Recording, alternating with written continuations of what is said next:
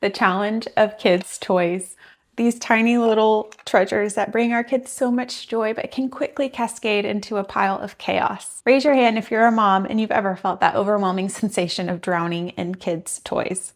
Well, I am, and today I'm going to tackle my own kids' toy closet because it's a mess. About 16 months ago, I tackled our toy closet, and you can see the before picture.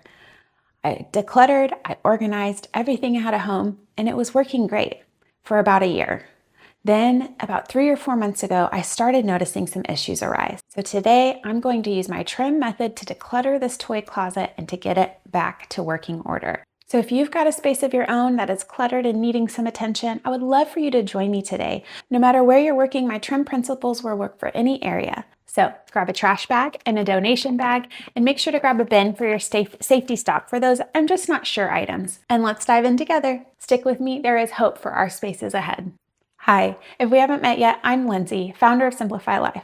I'm a former messy mom who's transformed our cluttered, chaotic home into a calmer sanctuary. Now my mission is to empower busy moms like you to transform chaos into calm, using my trim decluttering method, functional organized systems, and mindset shifts for lasting peace.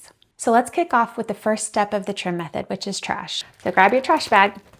While I hunt for easy, no-brainer trash items, I want you to do the same. Peek under and behind things, spotting trash without pulling everything out yet. Here's the key. Clutter creeps in when our 3 clutter dials, inventory, systems, and habits, fall out of balance. The past few months have been hectic, more so than usual in our family, and I intentionally let this hotspot slide, knowing the mess wouldn't stay contained. The previous setup lasted a solid year, so it's no surprise it's time to revisit. If you're still working on trash, feel free to pause this video and continue doing that. But if not, if you're ready, let's go ahead and move on to step 2, which is rehoming lost items.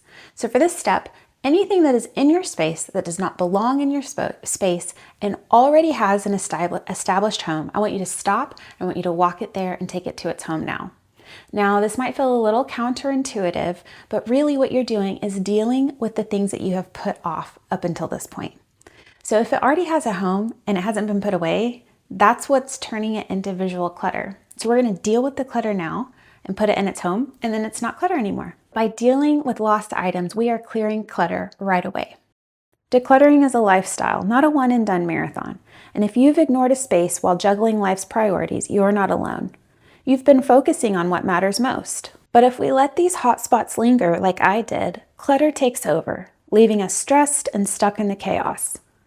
Thankfully today, that changes. I've had enough of this space making cleanup a struggle for my kids. So while we rehome lost items, let's dive into those 3 clutter dials.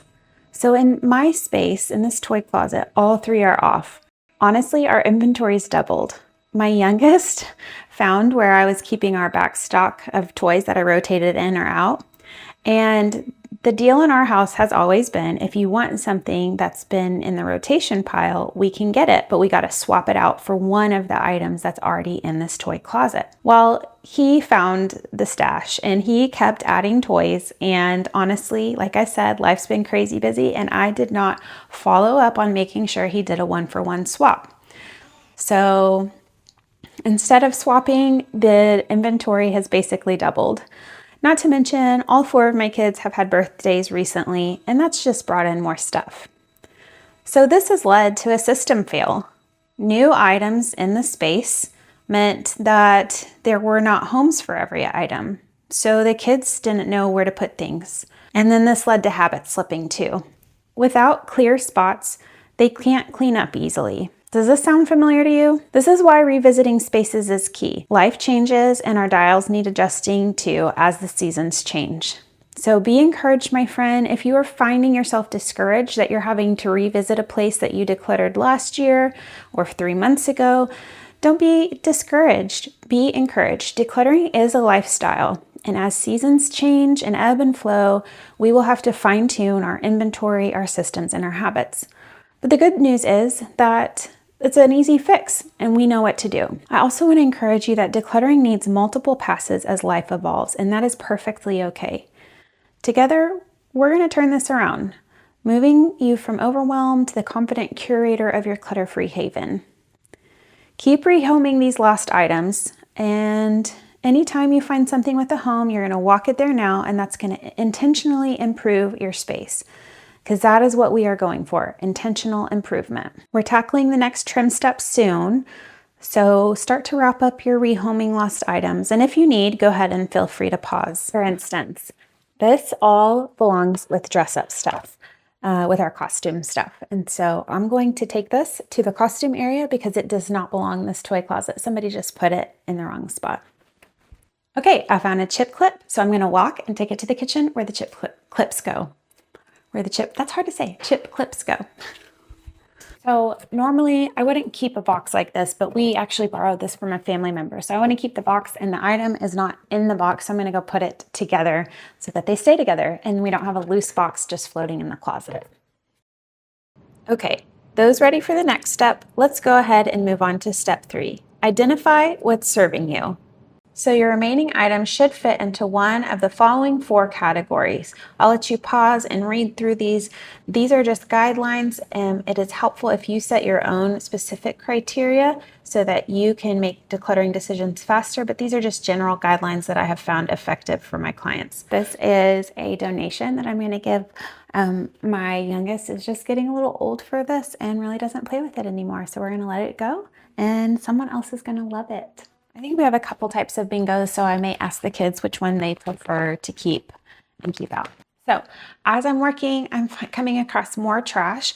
If you are working in your space and you realize, oh, there's trash, you can still toss it. You don't have to get all the trash on the first pass. Or maybe you come across something that needs rehomed. Go ahead and just stop and walk it to its home, even though you've moved on to identifying what's serving you. So get rid of that trash. If you aren't planning to reorganize a space and you're just decluttering and you're trying to squeeze decluttering into a few minutes each day, I recommend keeping the items where they are and not pulling everything out. That way you don't have piles and you can stop at any time. If you've got to run and do an errand or get the kids, you don't have a bunch of piles sticking around on the floor, or at least not taking all the items out of a space. Maybe you just do like one shelf or one drawer. There's a couple ways though that we can do this when we're approaching decluttering and organizing at the same time. You can group like with like, and that's what I've been doing here. As I've been emptying this space, I've been grouping like with like, puzzles with puzzles, games with games, train with train, etc. And so that gives me an idea to see actually how much of each kind I have, and then I can choose to put only a few out and put the rest either in our back stock, our like toy rotation area, or if we're going to declutter it, I can make that decision a little easier. If we have 25 puzzles, we probably aren't going to do 25 puzzles at a time. So that makes it decluttering a little easier because I know I can let it go. My caveat on like not pulling everything out is if you are planning to actually like clean, wipe down, and then reorganize the space, sometimes it can be helpful to empty out all of the items. And so if you want to make a pile, the only piles you should make are piles that are going back into that exact same space. If you are not planning to put the item back into that space, it either needs to go to a new home, it needs to be decluttered or let go of, because if it's not going to stay in that space, you don't need to pile it somewhere, you need to deal with it now. We're making progress. Now, my sweet mom had saved all of my American Girl doll stuff, and thankfully I had a girl and we were able to pass it on to her. But she's getting a little bit bigger now, and I think she's ready to move on. I'm going to wait till she gets home from school so I can ask her, but I'm just going to collect all the little American Girl doll things that are in this closet and move them out of the way so we can decide what we want to do with it when she gets home from school. And then a quick note on safety stock items. You can find out more about the safety stock bin in my decluttering guide. It's free. I will put the link in my description. But essentially a safety stock bin is for the items that you just aren't sure what to do with it. You just don't know.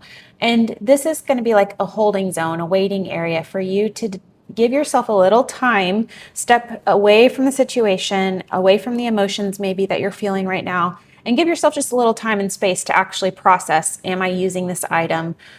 Do I need it this season in life? And so I've found if I will get an opaque bin that I cannot see through, and if I keep it out of sight, out of mind, I usually keep mine in the garage, then I don't see the items on a daily basis. And after like 3 months or 6 months or 9 months, it's way easier to let go of the item because I haven't been looking at it thinking, I wonder if I need this, or I wonder what I could use this for. So I love the safety stock bin because it keeps the momentum going. It's a quick way to just say, here's something I'm not sure about, and I'm going to just hold it till I'm actually sure, because there's no pressure to make a decision today.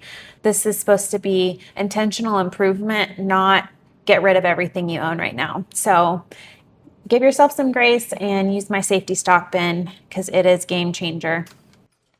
I think just to give us some more room, I'm going to rehome some of these hangers to a different closet. Okay, more puzzles, and a tip and trick that might be helpful to you. Our local library actually has a puzzle, and it's kind of turning into a game swap. So it's not even through the library, like you don't have to check it out. It's just like on honor system. So you take a puzzle, you play with it, and then you bring it back and swap it out for a different one. So check out if your library has an option like that. If not, you may want to suggest it. It's been a really great way for us to decrease our inventory in the puzzle area. Okay, this is a box of my oldest gadgets. If you can't tell, he's interested in all things engineering, robotics, coding. And so I'm just going to move this to a different location in our house where he has access to it, but it's not taking up all the main real estate in our toy closet here. Okay, it's feeling better in this space. Gotten a lot cleared out. I'm going to keep working on it. Okay, so this is a little laptop that our youngest got. Unfortunately, he broke the screen, and it's not doing anything for anybody, so we're going to let this go. Let's see. This is got some homeschool stuff that I'm going to go put in our homeschool box. And then this is a paper activity for the boys. So let me put these up real quick. This is not a game that we've been playing, but it looks similar to, what is that, Yahtzee? And we've played that a little bit. The kids might be old enough now that this is something we could actually do. So I'm going to leave this out. If we don't use it in the next couple months, I will be passing it on. Hey friend, if you're feeling overwhelmed or anxious by the clutter in your home and the chaos that it brings, and you're ready to discover how my Simplify Life approach can transform your daily life, then listen up, my friend, because I've actually opened a few spots in my calendar this week so I can guide you through decluttering and creating simple home systems so that you can reclaim your time and your peace of mind. So if that sounds interesting to you, make sure to pause this video, go down to the link in the description box and secure your spot there, to the garage and to then come just back keep because we've got more good stuff in the video. We'll rotate them through. Go ahead. In a couple months I'll here. wait. And if the kids aren't interested in playing with them, then that'll be a good sign to let them go. While I was back there, I got Jenga and the marble run because these have been sitting in the garage actually for quite a long time. So I'm going to test them now and see, are the kids interested in them? Have they outgrown them? Are they bored with them? Oftentimes when they haven't played with it for a while and we bring it out and it's fresh, it's like exciting, and so they'll play with it. Sometimes they're still not interested, and so that's a good sign we can let it go. So I'm going to test these out now and give it a go. As I let this sit here, I'm thinking we got this a couple years back for a family trip to play in the car. It was a great car game. The kids have played it. They have taken it like in their backpacks if we're going somewhere and they need to do something quietly. It's a great way to not have a screen, but I feel like this has probably gotten its wear out, so I'm going to donate this. Because yeah, I think they're ready to move on. One of the things I noticed is that as I had kind of multiple games in each little section of the puzzles, things were just kind of getting, it was like one big cubby for lots of little items. And so I actually picked up some dividers at IKEA for these shelves. And my intent is that it will give space for one item on each shelf. That way we know everything has a home, and I think it will help with things not being so chaotic feeling. So the last step of my trim method is to mind the limits. So wherever you're deciding to give items homes, you want to keep the limits of the container in mind. For instance, this calyx shelf that I had, we just were shoving, the kids were shoving all the toys and stuff, trying to fit as much as they could into one cubby because, well, we had too much inventory, but they weren't minding the limits. If you have to shove or play Tetris to get your items to the home, that is not a good system. And so we want to try to keep our organizational systems at like an 80% capacity if possible, just to allow space for new inventory to come in and out without having everything crowded. So I'm putting the train stuff here at the bottom because those boxes are heavy, and these boxes are kind of old, they're kind of floppy. So rather than having the kids kind of lift, they can just scoot it on the floor and pop it in the bottom. When I was recycling the IKEA boxes, I remembered I happened to see our old shoe bin that we had, and I was just having it in the garage for a little while to see if we would use it somewhere in the house. And it got me thinking that this might actually be perfect for games for especially our small like card decks and stuff like that. So I'm going to try it out and see if it works in the space. If not, this is probably the main place it would be useful. I haven't used it for about a month anywhere else, so time will tell. But yeah, let's try it out in the space and see how it works. When able, I always suggest shopping your own home first before going and buying product. A lot of times there's spare empty bins. Also, like this is a free option.